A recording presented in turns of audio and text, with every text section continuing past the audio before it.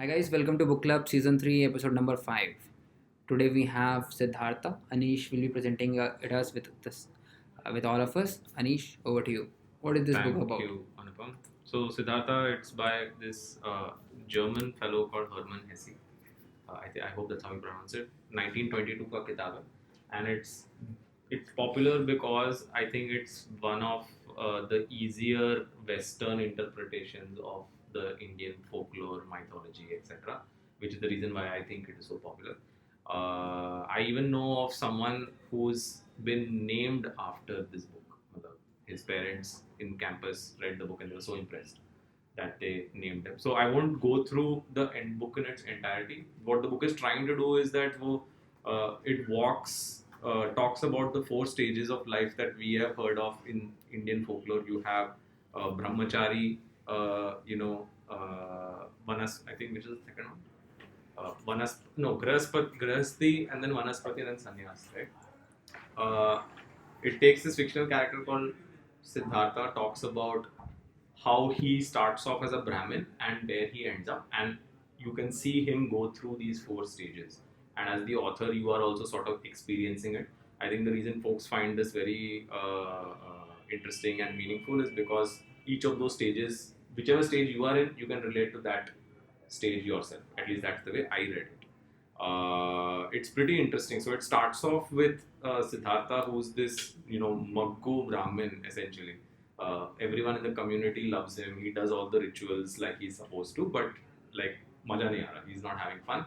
He does not find joy in this. And the question he asks himself is that isn't the end goal of someone who is doing who's a Brahmin, isn't the end goal trying to understand Atma, which is what we talk about in our scriptures?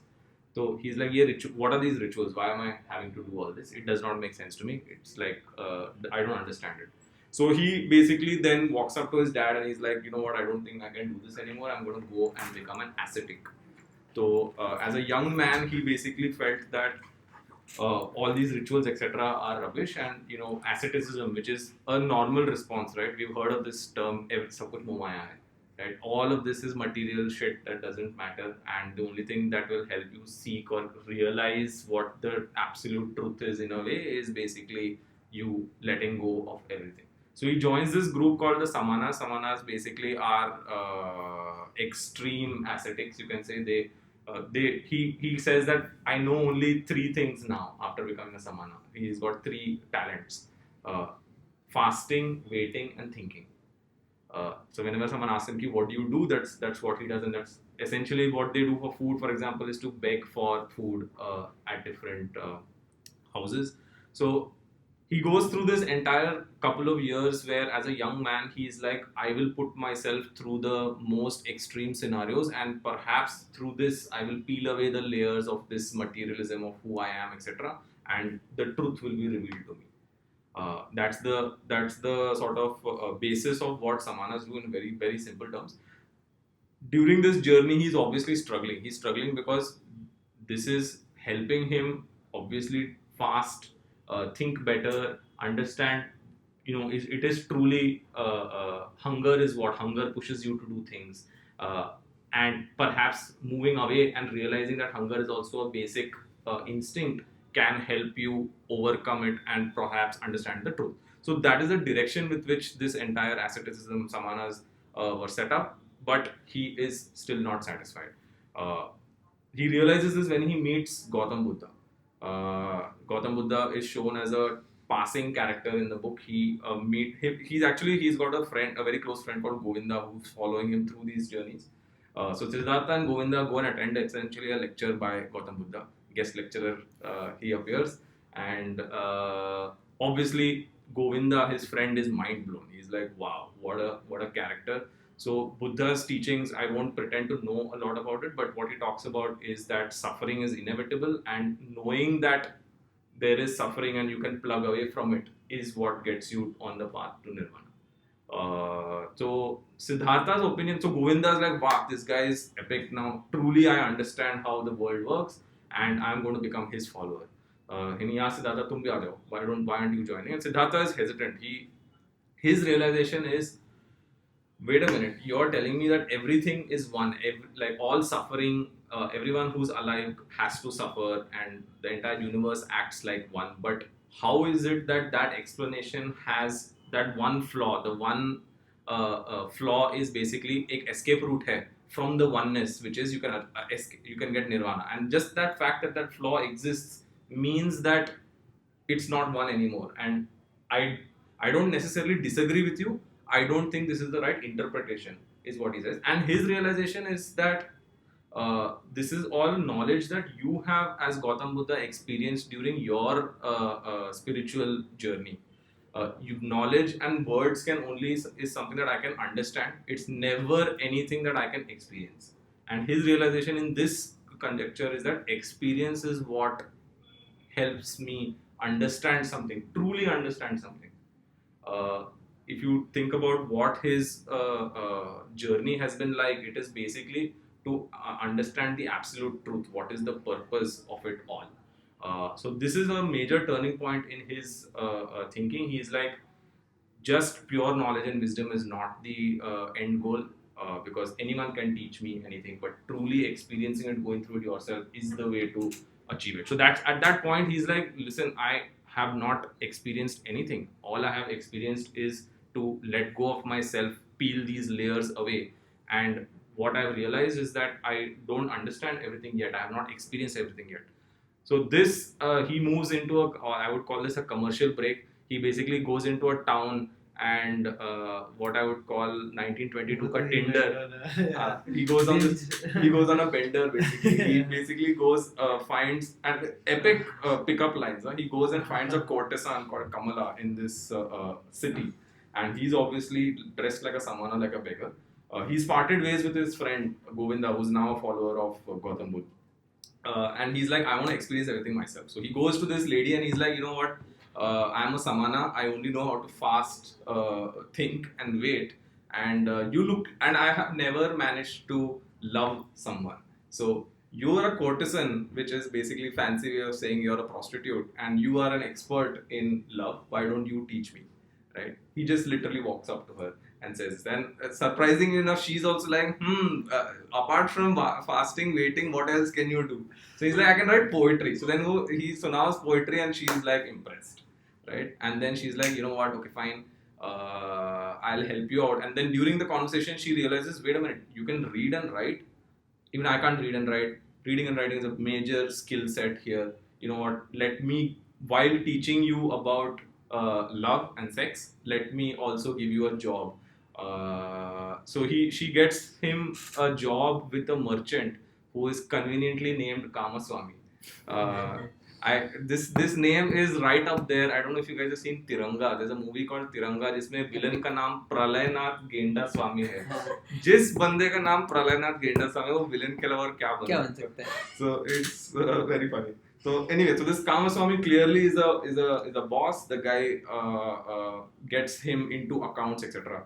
The long story short here is that he gets involved into the merchant business. He gets involved into the trading business. He gets essentially lat lag jati hai. He becomes part of that race. He sees himself do well. He gets that success. He gets that way ki, wow, I'm doing well. This is something I'm actually good at. And he further goes, he finds certain areas where he does not do well. He fails a bunch of times. He loses a lot of money for Kamaswamy. He also starts drinking. He starts playing dice, etc., etc. So in short, he basically drinks from the ways of samsara or capitalism or samsara, right? And after a point, he's like, "Chal kya raha hai? Like, what the hell is happening? I am like part of this race." He uses the word fleeing. I find myself fleeing from one problem to another. So he feels ki, what is this for? What is all this happening for? He earlier describes people who are doing all this, like people. So he almost observes normal people like children. And I think it's a great analogy because it's like when you see children play, there are a bunch of rules that they have, and they're very, you're like, this is the way it works. Parking छोटी गाड़ी का ऐसे ही करना चाहिए, and then they're playing around, and they're very sort of bought into the rules of that game, and that's how this guy used to look at it. He's like, why are these almost childlike people doing what they do, what do they get out of it? And suddenly he found himself being a child and acting out everything that they were, and he found himself that wow. So it made his realization is at this point, I needed to go through this and get to the bottom of my life to understand truly why it is not the best uh, way to approach life and to understand truth. So that's the samsara wala phase. Obviously he's extremely distraught at this point कि भैया चल क्या रहा है, I have no understanding of everything. And there's a ferryman who helps him cross the river earlier in the story to reach that prostitute's city. He goes back to the ferryman, and the ferryman, he's like telling the lamenting and telling the ferryman कि यार समझ में नहीं आ रहा है, like life मोह माया etc etc. The guy Vasudeva is the ferryman's name. He is listening, and after having told his story, Siddhartha feels really like relieved. Ki, "Bhaiya, I've said what I felt," and he for a moment puts himself in the ferryman's shoes and realizes that one of his greatest virtues, which he never realized, was the fact that he listens. His point now is that how can I get out of this race? How do I, unchain myself from this samsara that I've become a part of? And one of the things that he figures out on the side is that ये ferryman में कुछ तो है. This guy is listening intently to me. Not a lot of people have done that to him in the past. So he feels कि something is there. Let me stay with you is what he asked the ferryman. Can I stay with you and understand what you do better? It's an odd request, but the guy is like, ठीक है, I don't have any help. Hello, I have no problem. To get out of this mess, obviously there are some typical Hindu sort of outs. वो काफी stress में रहता है, and he figures out the best way to sort of calm himself down is to chant Om, and he finds that that is part of his way of becoming one with the universe again and sort of forgetting his troubles. But he still does not know what the answer is. He still does not know what this absolute truth is, and this time he is trying to figure that out with the ferryman. Suddenly what happens is that his all that sexy time that he's had with Kamala bears fruit, and suddenly there's this son who appears at the ferryman's doorstep saying that Kamala has now passed away, and I'm your son, like types.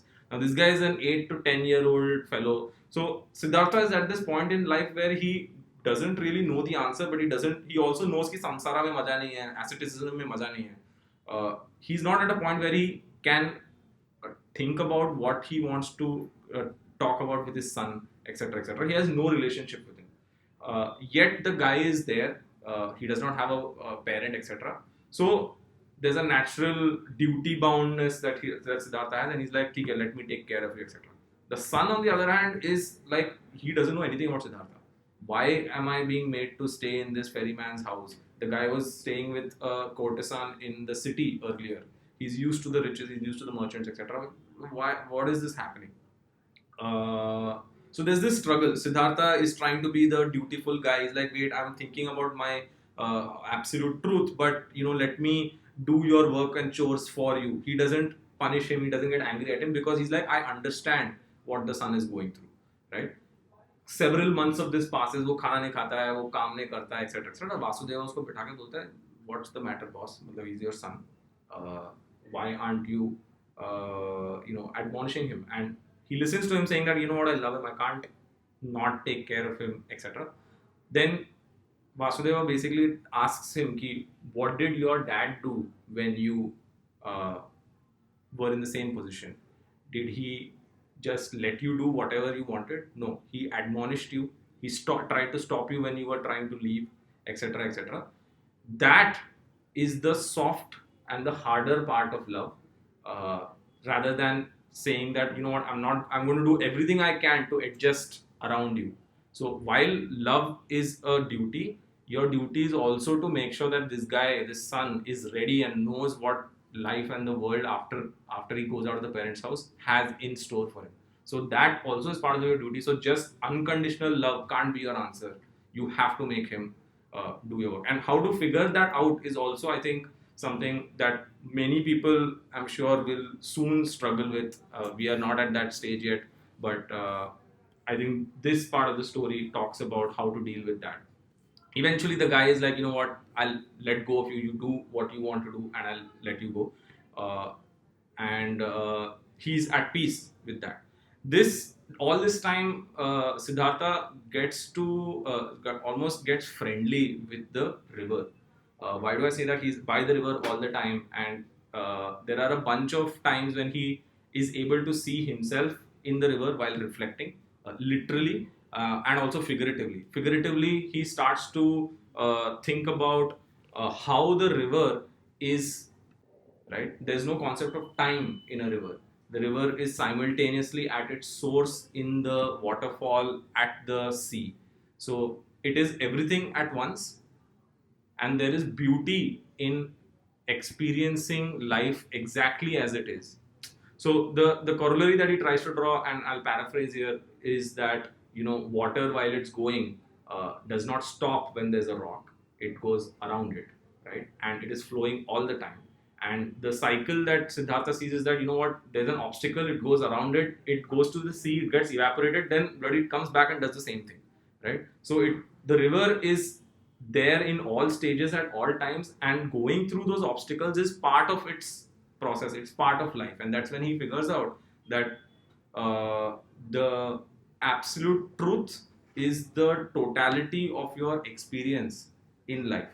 Everything that you go through, your job or it's your duty to accept it as it is. What you do with it is a separate thing, but to accept the beauty in it. So for example, saying that the world is not perfect and that someone is in the samsara phase and is not yet reached nirvana and he's going to go there, it's not a one-sided path. What he's saying is that that guy who's on his way to reach nirvana has already reached nirvana. This is just his form today. So he's already someone who has basically all the experiences that he needs to have, except that as of now he appears this way.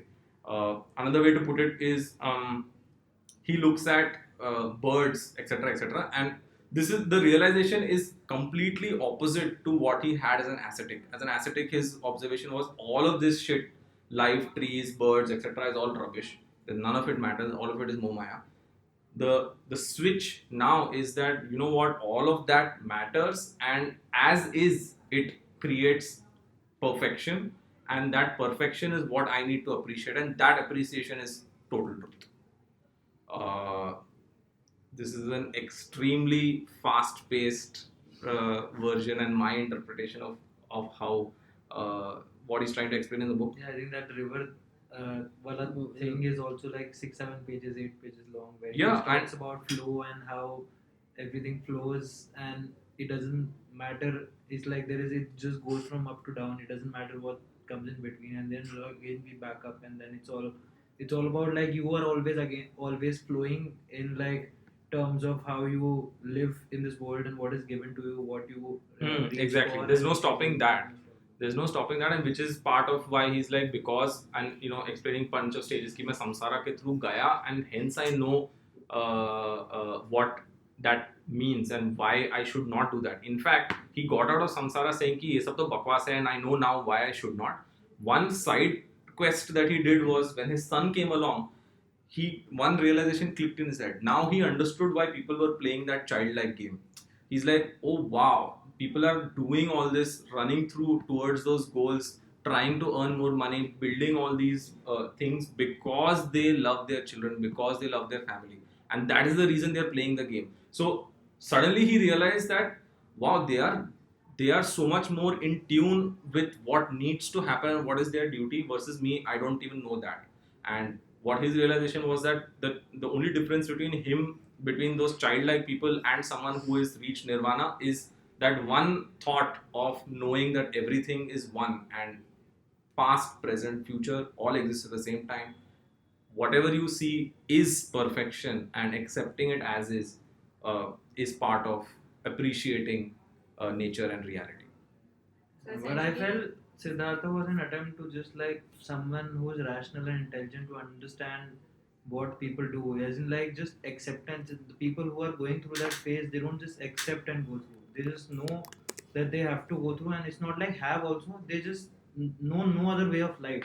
So that is an acceptance that comes automatically, and this is the acceptance that he got, it didn't come automatically. He Like had he to was a reach rebel. out, and like he was a rebel, and he had to do a certain things. And if, let's say his son didn't come, or let's say he wasn't living close by the river, then he would have probably gotten to another way, probably gotten to know about it 10 years down the line, Using or some something like other that. experience. So there are two sets of people. Those children are still separate from who he is. Yeah, like he has absolutely. a rational knowledge of that acceptance, and those children don't have that. They have which is what, as in assuming that we are those children like people, that is perhaps the excess information that we get as readers, that you know what, all of this is part of life essentially, and understanding and knowing that rationalization is probably what he claims is Nirvana. It's like the rationalization of what happens, or what the purpose should be, or like Exactly. what makes you feel happy, or like just वही ना कि आप जो कर रहे हो वो क्यों सही है या फिर क्यों कर रहे हो, समझना ही काफ़ी है निर्वाण के लिए. but even 95% of people are doing without understanding what they're doing, and he just wanted to understand whether I should go on, I should be a child, or whether I should be this way. And then he just figured out what children do, like in through, and he just figured out aesthetics do this, like my way of things, where I have to go and let go of everything and ego. And then there are children who are doing this. I'll just have to rationalize between this and this, and then like figure out what works. But it's always, it's there is a lot of German romanticism that they had of the Hinduist thing. And like there are a lot of things that we like, I feel is just like a Western rationalization of what. So it's like, or we also think from that perspective, because the only thing that when I read about anything about Hinduism and everything, the first thing that comes to mind is that we are not reading as someone who is like a part of this culture. Like we always put ourselves outside. So it's like Siddhartha is Siddhartha. Buddha is not Buddha. Buddha is Buddha. Ashoka is not Ashoka. He's Ashok. Like, so our whole lingo, our whole this thing is so influenced by the whole this thing, that we always look at it from this perspective, rather than seeing and putting our own culture behind how things used to work. Like there's a lot of Hermann Hesse, lot of German thing that comes into when you're reading Siddhartha. Definitely, this is an accessible book, but I don't think it's a very true representation of what it. Romanticism, there's a lot of romanticism with the culture, and you can know that someone outside the culture is writing it. Yeah, definitely. And he had to finally come up with this, because he knew the end. Because after he rationalized this culture versus this part, he knew in the end what he liked, and then he could probably reach the conclusion of that answer. Like I could also think there were different philosophies where he could branch out to. Like river is the most easiest philosophy to say about life. Matlab that is the Gita talks about duty, right? It basically, rather than saying accepting everything, it says ki all of this is equal to duty and karna padega types, and like all different ways to rationalize it as part of your duty is probably acceptance versus duty wala, there's another this thing that comes into yeah. Even you don't have to accept what you're doing also a lot of time. Matlab, even if you know that something is like okay, you have to do it without acceptance also. Then another this thing comes in, and sometimes you just don't do it. So like you don't accept it. That is another third thing. Why would you accept the flow of life? He didn't accept the flow of life to. That's when he got to learn that then there is a flow of life. So if you didn't go out of the flow of life, you wouldn't have learned also anything. No, so matlab, there are this was a very easy way. Matlab, he has written like better books. I think that is his. I haven't read his other books. Steppenwolf. Steppenwolf I started to read, but I haven't finished it. That is where he doesn't like. He doesn't have that romanticism of. There It's also much he has more harsh. romanticism of that is much more harsh. Like that, those two sides, that there is no right answer in the end. There. But here, I felt like he just came to a right answer. But right answer is also not refutable. You could always there are compare arguments. life to river, and it's very easy. Exactly. And like the only thing I would say is that this, like, none of these books would have an answer. I think the only thing these books offer are perspectives. So if you're ever in that phase, like I read this, I think at a time when I was in between jobs and I wasn't sure what I wanted to do types. It was helpful from that sense that it makes you feel that there are other folks also in the same boat. 1922 से अभी तक लोग इसी के बारे में Siddhartha is very famous. Like he's one of the most famous like classics of all time. Exactly. So it's quite accessible. You all should like pick it up for that reason. The other similar books that I found helpful and accessible was this guy Devdutt Patnaik's Gita. I think that's also a good sort of beginner's view into Hindu philosophy, etc. काफी सही है. You also pick that up as well. I started that, but it's too heavy. But ये तो बहुत छोटी सी है. This is like 100-120 pages book, which is like Yeah, it's a very small. easy going. What does this book conclude? Like you have to go through all the stages to finally reach Nirvana, or To you finally have your understand own how- way through which you can, like, ultimately you are going to reach there. Like you said that if you started the journey, then you have to assume that you are at the end. At Also. each state, you are already there. That is the realization. So That he's there like, is no- I it's will- not a journey. Realization that what you are and where you will be is everything that you are, and that itself is perfection. There is divinity in that imperfection. Figuring that out is the Like letting experiences happen to you and like accepting it, or like going through it and learning from it is itself like the act of you with the experiences, like the river and the rocks and it doesn't matter what comes in, you just go through them without like thinking and just like let those experiences happen to you and then learn. Like it's he just took the philosophy of inevitability also, like in a lot of not inevitability, but it's Matlab, you have to go through experiences and you just have to accept the flow of life.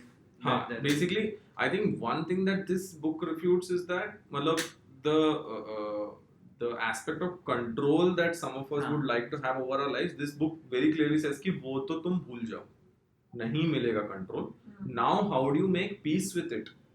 With the fact that you don't have control, how can you get the best out of it is what it tries to explain. It says वही कि अभी imperfect है तो चलेगा, because that experience is part of what adds to you, and you will ultimately, and it's part of the divinity that you're a part of. हाँ यार, short session, short book. Crush के साथ आपने सबने season वो देखा है Oh, there's a beautiful that one story. very हाँ तो उसमें egg आता है एक The beautiful story. story of the egg. I'll share that again. Yeah, you should share. तो वो एक उसके story of ending the egg भी और एक the similar story the last question है Asimov की.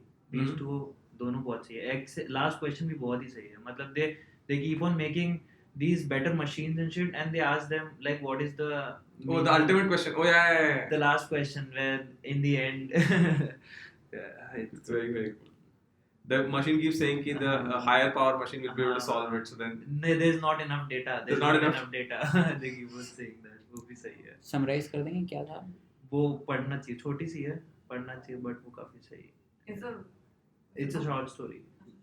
short story I started my I will wrap it up, but I started my sort of likelihood for reading from short stories only. I started with Munshi Premchand, and Munshi Premchand I also read, you gifted me Ruskin Bond. I went through that. उसमें एक story है 2 page की about a blind man traveling in a train. Oh, super story.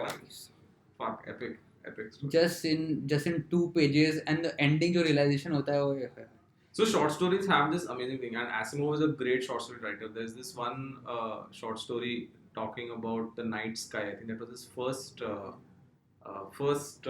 short story. In brief, it is basically a civilization that is in chaos because every 3,000 years the civilization crashes, and they are reaching that time period now, and everyone is very worried कि क्या होने वाला.